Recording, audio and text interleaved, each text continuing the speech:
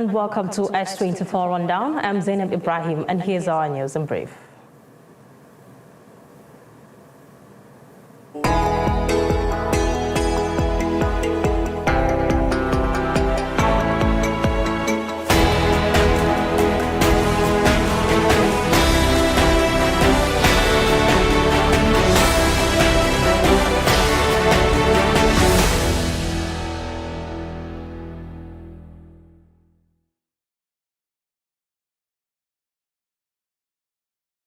Now the news in details. To start with, the Nigerian Union of Teachers in the Federal Capital Territory has called off its strike and directed teachers to return to classrooms immediately after reaching an agreement with the government. The decision followed an emergency meeting of the union where it reviewed the intervention of the FCT Minister Nyesom Wike and the dispute that began on April 20, 2026. Union officials said the minister made key financial commitments, including the release of billions of naira monthly to fund a 40% peculiar allowance and settle outstanding entitlement owed to primary school teachers.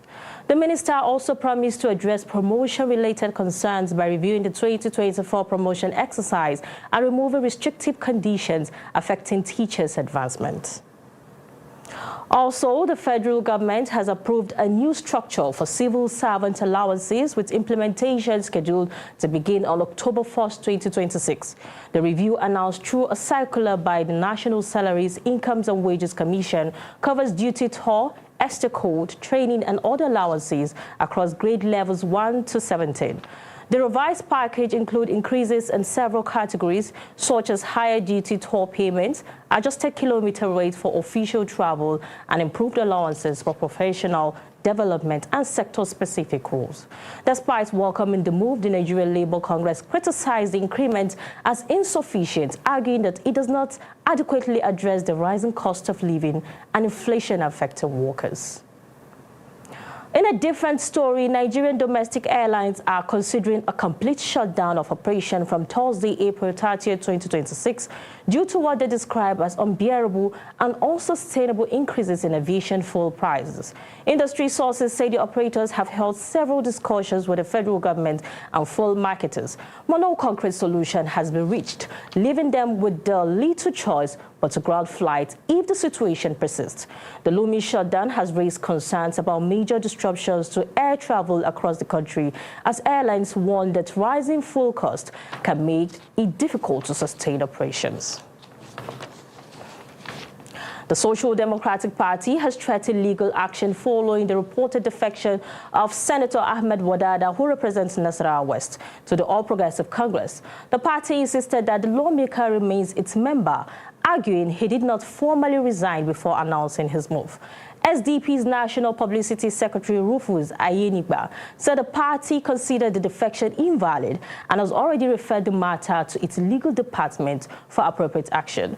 The party maintained that Wadada's action violates provision of the Electoral Act, which prohibits dual party membership, stressing that he cannot belong to two parties at the same time. The Nigerian government has stepped up diplomatic effort to ease rising tensions in South Africa following fresh anti-foreigner protests linked to controversy over the alleged coronation of an Igbo traditional ruler. As part of the peace move, Nigeria's High Commission in Pretoria made a symbolic gesture by presenting 3 cows to the Rabari Kingdom in line with local customs to mend relations and calm affected communities. Officials say the intervention is aimed at protecting Nigerians abroad and maintaining cordial ties between both countries. Despite these efforts, protests are still expected to take place, with authorities urging Nigerians in South Africa to remain law-abiding and avoid flashpoints. Now on the international scene, Iran's Foreign Minister Abbas Araghchi has arrived in Russia for high-level talks with President Vladimir Putin as diplomatic efforts with the United States remain stalled.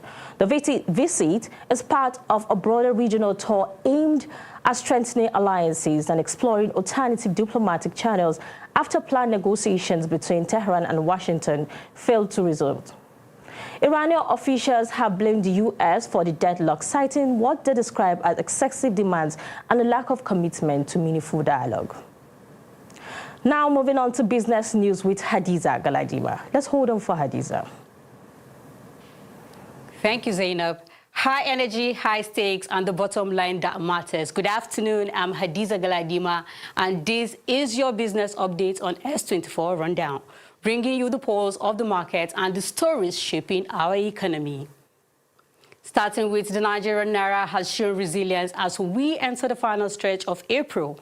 In the official Nigerian autonomous foreign exchange market, the currency is maintaining a stable range, trading at approximately 1,352 Naira to the dollar. Analysts are closely monitoring liquidity levels following the central bank's ongoing market intervention designed to bridge the gap between official and parallel markets. And the Lagos State is intensifying its drive to become Africa's leading tech hub, unveiling a $1.2 billion investment portfolio focused on digital infrastructure. At the Nigeria South African Economic Diplomacy Roundtable held this morning, state officials highlighted major opportunities in broadband expansion and data centers. With Lagos contributing over 30% of Nigeria's GDP, the government is betting on these tech upgrades to slash cost of doing business. And in the banking sector, United Bank for Africa UBA has reported a massive expansion of its balance sheet to 33.2 trillion naira. This growth was strengthened by an 11.8% increase in customers' deposits and strong profitability across its African subsidiaries. The bank's successful recapitalization efforts have provided a 23.2% capital adequacy ratio, positioning it as a dominant force for future credit expansion within Nigeria's economy. And moving on, in a major boost for the continent's economic outlook, new data reveals that Africa attracted $16.1 billion in private capital during the first quarter of 2026. While the total number of deals slowed, the average deal size increased significantly, indicating a shift towards mega deals in infrastructure and energy. Nigeria, Egypt, and Morocco emerged as the primary drivers of this capital surge as investors increasingly bet on long-term structural projects across the continent despite high interest rates in Western markets. And finally, on the global scene, Apollo managed funds have reached an agreement to acquire the Interiors Business Group of Fovia, one of the world's largest automotive suppliers. The acquisition marks a significant shift in the automotive supply chain as manufacturers prioritize smart, high-tech cabin designs. The deal is expected to create a standalone interiors leader with operations across Europe, North America, and Asia. As we track these developments, we look forward to even more robust policies and effective implementations that drive a real growth for businesses across the board. That's the business update for now. Stay with us as we join Zainab Ibrahim and Abubakar Turaki after the break for our newspaper review as they dissect the biggest headlines. I am Hadiza Galadima. Stay informed and stay productive.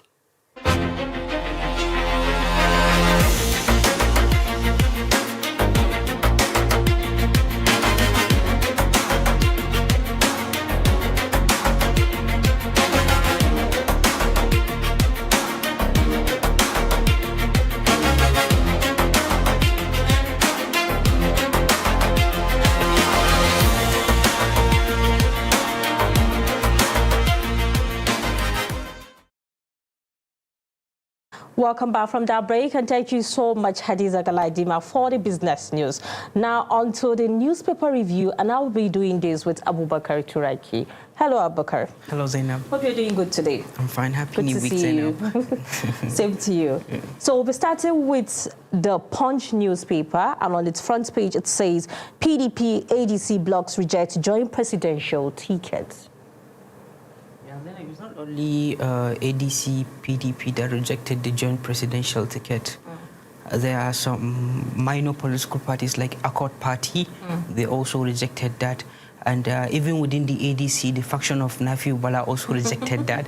They even reiterated that they were not aware of the Ibadan summit that took place. And many people are calling that Ibadan summit as a reunion of former PDP members who felt aggrieved Because if you saw the summit, the likes of Atiku Abubakar, the likes of Tambuwal, the likes of Amechi, the likes of Raul Arebesola, and many more politicians were there. So this is a kind of, they are trying to put more strategy ahead of 2027, and even some faction of the SDP were also there, because I think I saw the likes of Hakim Baba Ahmed, they were also in attendance at the Ibadan convention. So coming out publicly to say that they rejected it, maybe as Nigerians are alleging the ruling party, whenever they know where you are heading to, they may likely send off some external forces to come and destabilize your own structure ahead of 2027 general election. So what would you say about this joint presidential ticket personally? Well, many Nigerians are of the belief that this joint presidential candidacy is a good one, because we have seen coalition merger have brought many government into power. In fact, even the incumbent presidency, when they came into merger in 2015, they were able to unite under the umbrella of APC. That they were able to send the then government out of the villa, and they were able to get into power. I think to many Nigerians, PDP, ADC, Accord, and Labour Party, they are trying to play their own card, because you know sometimes in a country like Nigeria, with the political tension that is going on, like defeating an incumbent presidency, it may be very, very difficult. It has to be very, very.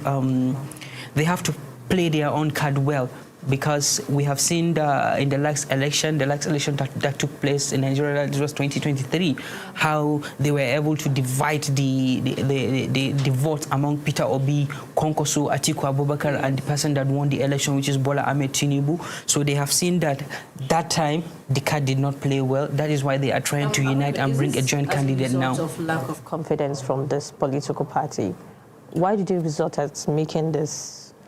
You know, politics is all about calculation, because when they say that 1 + 1 is 2, it's obvious it's 2, but in politics 1 + 1 is 10. It's different. So that is why they are trying to play their own card, let them have a suitable candidate that they can at least try and unseat the incumbent president, because they have the yearnings, the calls, the way ADC are getting momentum. This idea is actually perhaps too late. No, politicians are never late when it comes to interest. And I believe with the way things are going, we have seen that permutation have been taking place. Obi and Konkoso. Yes. We have seen Atiku come there saying that no, that calculation is not going to be possible. So only those that are within the party may know what is going to unfold ahead of 2027 election. Let's see how this results with some faction against the idea. Moving on to Daily Trust, and on its front page it says, crisis in public hospital worsens. I saw this news, and it's deeply talk about brain drain in Nigeria and how medical doctors are actually leaving, and we have lesser medical doctors taking care of larger population of patients. What would you say regarding this? If we are to be honest with ourselves and the way Nigeria is going on, many doctors are calling on the government that the work condition is not favorable. Their take-home fees, a salary is not even something to write home about.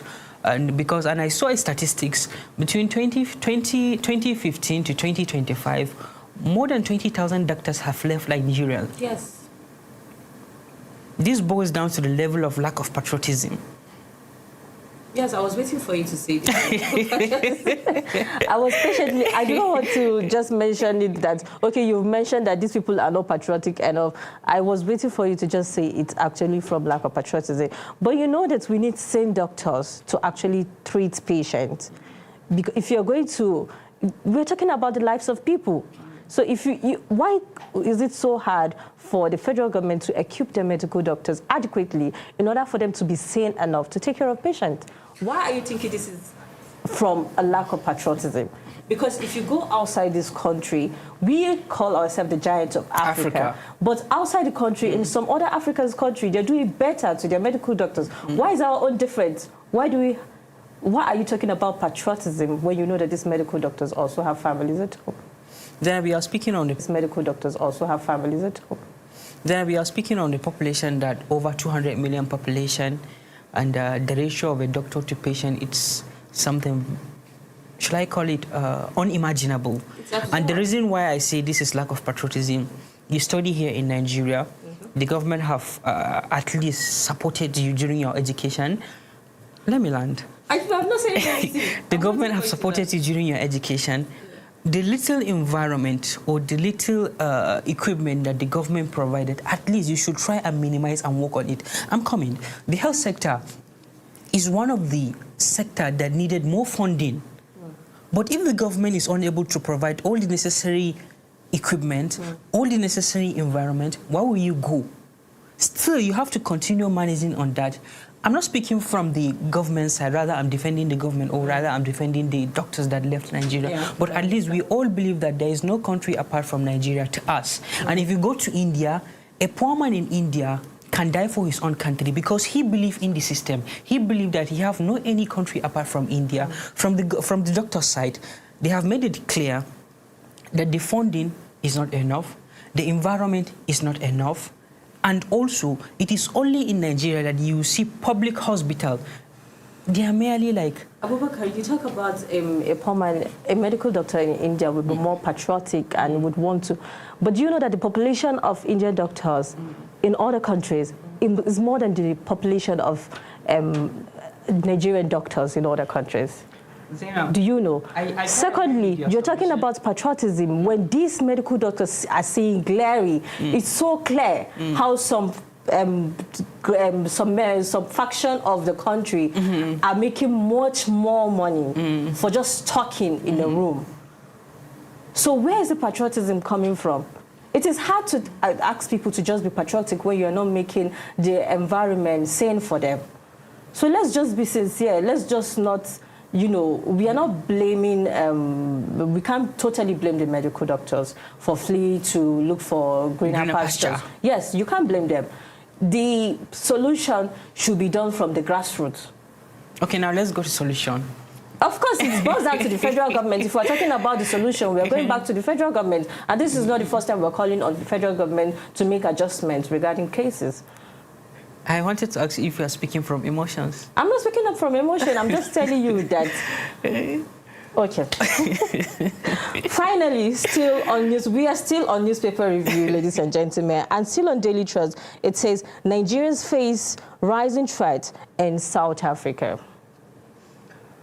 At the end of this conversation, we'll still boil down to the federal government, because the reason why people are leaving the country to another country where they are not even, where they are seen as second-class citizens is because they do not feel their country is conducive enough for them to stay. Nigerians believe that we will be there.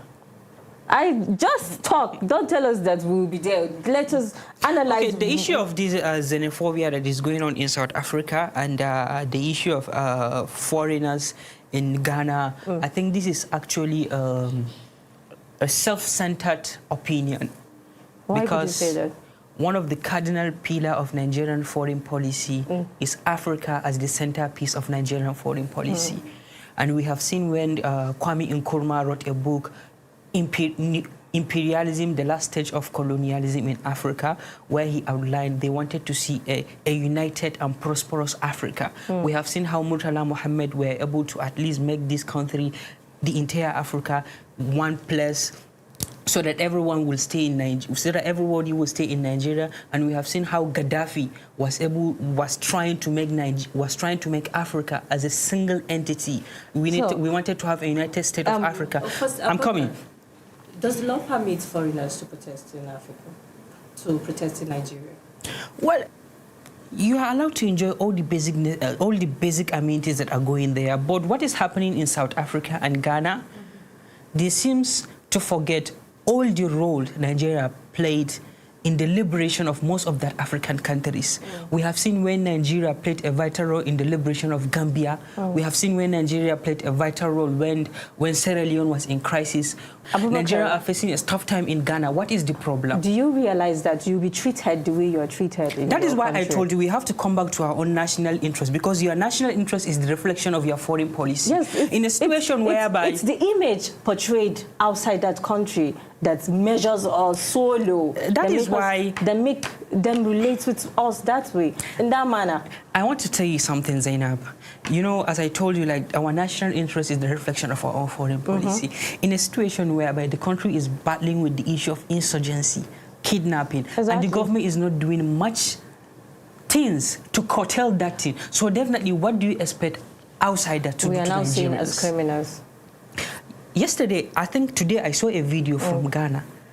Ghanaians were calling on Nigerians to step out of their country. Yes. It's becoming embarrassing. It is a national mockery. Especially coming from African countries. Have you forgotten what we saw recently from United States of America when some part of Nigeria were attacked as danger zone? They issue a press release that all their citizens, they have to be in one place, and they give them ultimatum of almost 72 hours to leave this country. But now look at it. What is exactly going on in South Africa? The government of Nigeria is telling Nigerians that are in Ghana, that Nigerians that are in South Africa, that they should stay in one place, they should not go out. Yeah, it is like we are trying to plead with them to just stay. We have a very weak institution and strong individual. So in a situation whereby you have a very weak institution and strong individual, I don't really believe we are going to have something tangible. But Abubakar, a part of the story I saw earlier this morning was the fact that some Nigerians were, you know, creating a community and choosing a traditional leader, a traditional leader. Do you think that is right enough for somebody that is in another person's country? Yeah, it's right, because no matter everywhere you go, at least there is a community of diaspora, and you know, human being can never be in isolation, and rules and regulations, these are the only thing that can tempt human being from portraying his own human character. So having a leader there is right, because they are there. They are there based on, they are there not just as illegal migrants. They were there, and the little opportunity Nigerians have, he will just overshadow everyone, because the kind of orientation, the kind of resilience, and the kind of effort shown by Nigeria globally, Nigeria will overshadow everybody. The problem is our system, because Nigerians feel like if they can put in that effort in Nigeria and get that benefit they're getting from other countries, maybe they would have stayed. Maybe they would never have to travel to other countries. Have you seen the level of people that are living in this country all looking for? Because people are calling on the government. People are looking for greener pasture, but you are asking people to be patriotic. Of course they have to be patriotic. If you have the opportunity to leave, would you? We die here. Oh. Okay, no problem. Let's move on to the next segment, which is S24 Report, coming to you after the break.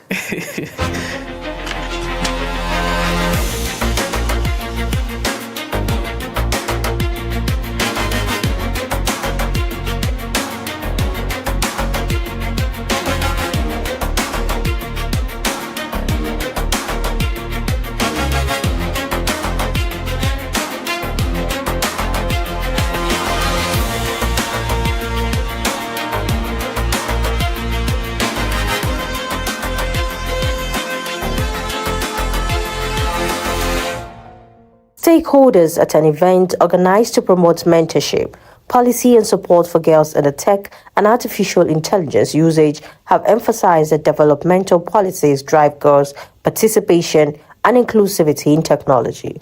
Organized by Space Age Technology Innovation Hub, the event brought together industry leaders to advance conversations around girls' inclusion in science and technology. The convener, Aisha Bashiru Tukur, disclosed that the initiative is designed not just to educate, but to inspire long-term interest in STEM fields through real-life engagement. Medicine is one of the courses that is STEM-based that you hardly find women. Now, when you look at technology, whether we like it or not, technology has come to stay. It has to stay, and we are living technology right now. How do we bridge the gap? We start by encouraging those girls at early age to be exposed to what technology is and what solutions can be found using technology to solve problems. There are YouTube channels of girls creatives around the world. Let them watch it. They don't have to have the best iPad, the best laptop, the best technology to get started. Show them this is what is possible. This is what girls around the world are doing, and you can do it. When we make awareness the basic and the first step, the next is how do we support them? And we can only support them when we tell them what is possible. Several speakers and participants at the event also stressed that mentorship must begin at home, noting that parents play a critical role in nurturing confidence encouraging curiosity and supporting girls to pursue careers in science and technology.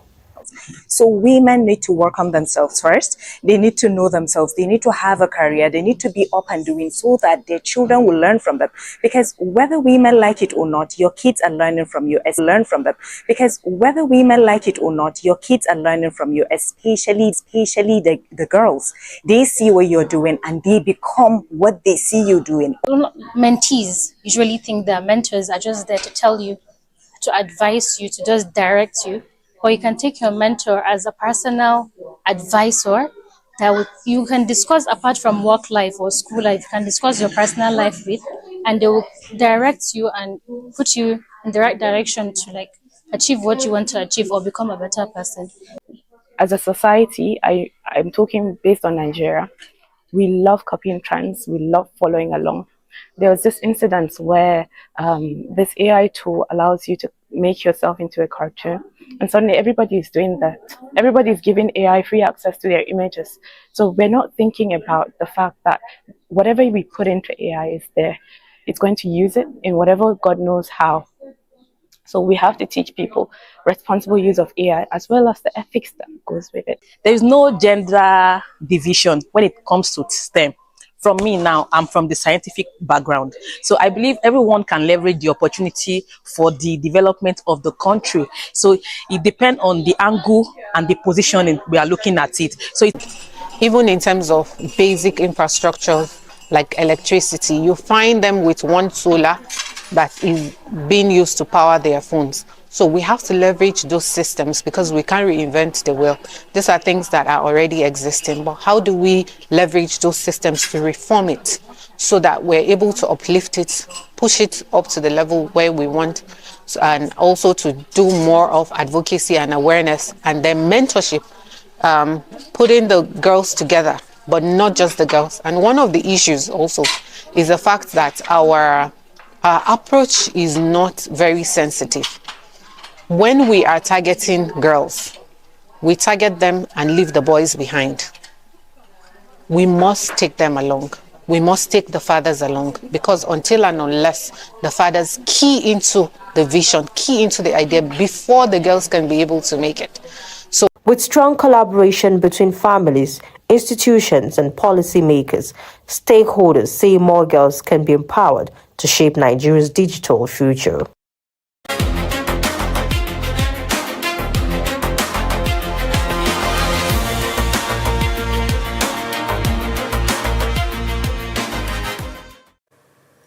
The system is favorable to them.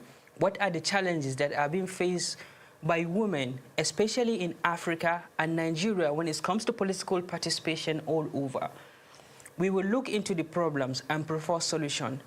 This afternoon, I am joined by my colleague, Shukura, to help us understand the challenges faced by women and youth in politics. Shukura, welcome to Political Arena. Thank you for having me, Abubakar. Thank you. So, Shukura, in a nutshell, for a layman to understand, when we say women participation in politics, what do you mean? In a layman language, like you said, women participation in politics means women inclusion in politics, women having senatorial seats and rep seats, women being governors, and women contesting for presidential elections, women being ministers, women being on high seats, women being high enough to influence policies and implement policies. Okay, thank you for that elaborate explanation. So, across Nigeria and Africa, the number of women that are participating actively in politics is drastically reducing day by day. In your own opinion, what are the rationales behind that?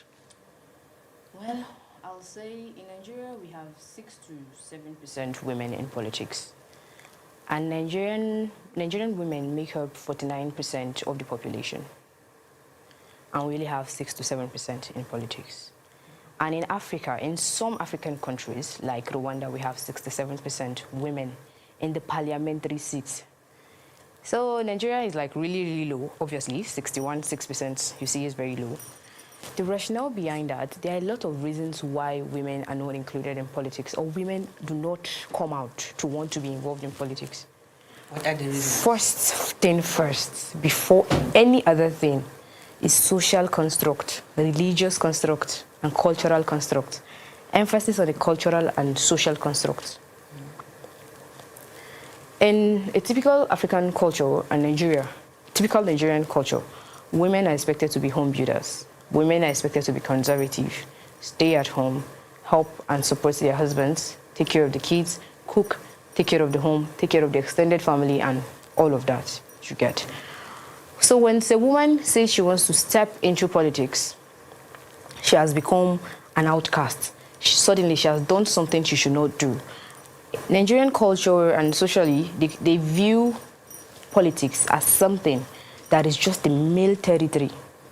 Although it's not written anywhere that leadership is in male territory, but when they think of leadership, you automatically associate leadership with men.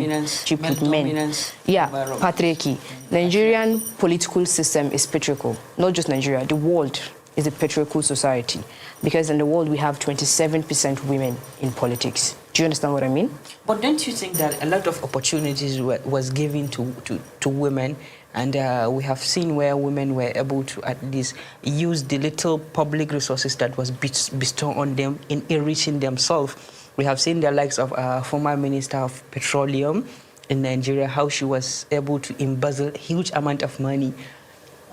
I'd like to say you were focusing on the bad.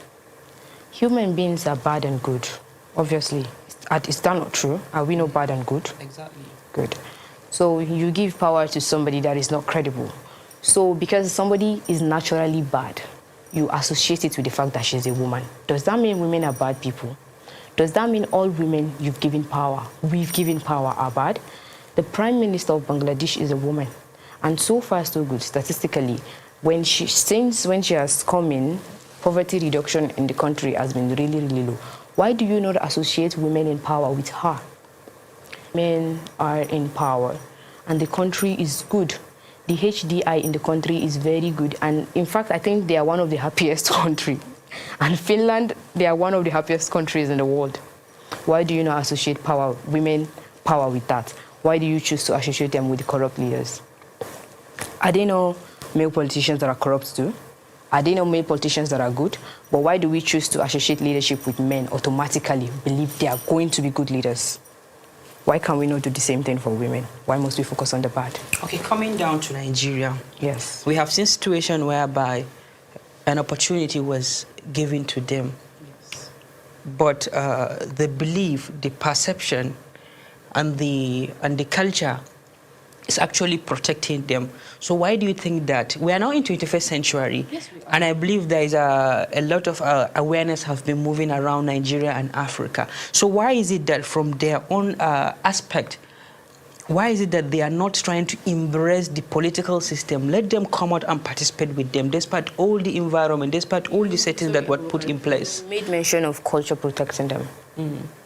Culture that hinders you from doing something that is great is not protecting. It's hindering. It's a barrier. The culture is a barrier for women to go to politics. So you mean they should abolish their culture? I'm not asking them to abolish it, but any culture is man-made. Hope you know that. Culture is not made from God, and culture is not universal anywhere. Culture differs. Exactly. So if culture is not universal and culture is man-made, it can be abolished if it's bad. It should be abolished if it's bad. Not can. It should be abolished if it's bad. And if it's not abolished, it should be like adjusted. Redefined. Thank you very much. We've redefined a lot of cultures in Nigeria, have we not? To suit our personal preferences, to suit the era that we are in, to suit the century that we are in, to suit us as a society. We've done that, have we not? Okay. What if So why can we not do the same for women going into politics? And recently we have seen most of the political parties have been slashing the rate of ticket to women, but still we are yet to see women troop into that political parties to obtain that form in order to contest. Like I said, I will narrow it down to trust and mentorship. You see that godfatherism and mentorship that is in the Nigerian democratic system is not exactly very broad open to women. And godfatherism, most women do not want to go into it because they do not want to be associated or tagged, or they don't want them to come and start using rubbish. Let me use the word rubbish to, you understand? To take advantage of them. Let me use the word take advantage. To take advantage of them. Because once you say you want to go into politics and your mentor wants to implicate you, then they will target with women in... Normally, in Nigeria, they tag politics with women in politics are not fit. They are not Nigerian ideal women. They are not the ideal Nigerian women. So they often see them as one kind... you are in politics, you're not an ideal woman, what are you doing there? It's a male-dominated society, you should not be there. And automatically, if you are there, you are having some things to do with the people in high places. That's why she's climbing up. And most people are avoiding that. That's a perception.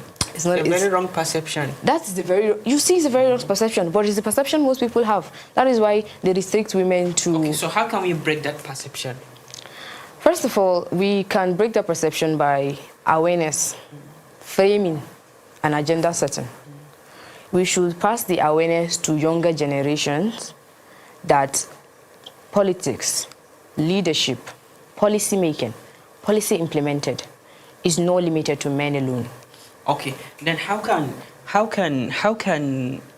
at least media like S24 played a role in promoting women inclusion in politics, especially in Nigeria as we are heading toward 2027 election? S24 can play a role by raising more awareness, going out there to let women know to let women know their rights, to let women know that they can participate in politics. There's nothing holding them back. As long as they are credible, they are good. And they can also play a role to the general public, to let the general public not associate women in politics with the likes of Diezani. Okay, so finally, before we call it a day, what are your calls to your fellow women outside that they are of the belief that politics is a male-dominated setting? What are your calls to them? Okay, my call to them is, first and first, no law said politics is male-dominated. We made it so.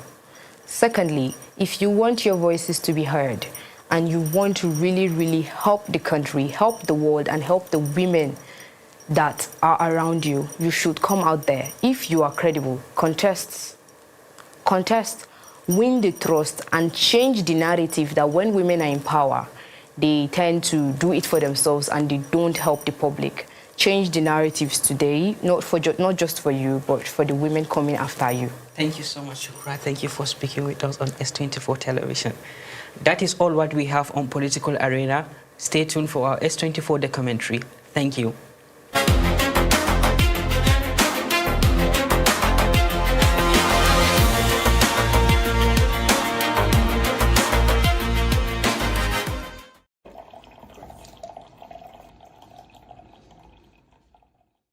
In the heart of East Africa, where ancient traditions meet modern ambition, a quiet transformation is taking place. From seed to oil, from forest to bottle, Ethiopia's natural wealth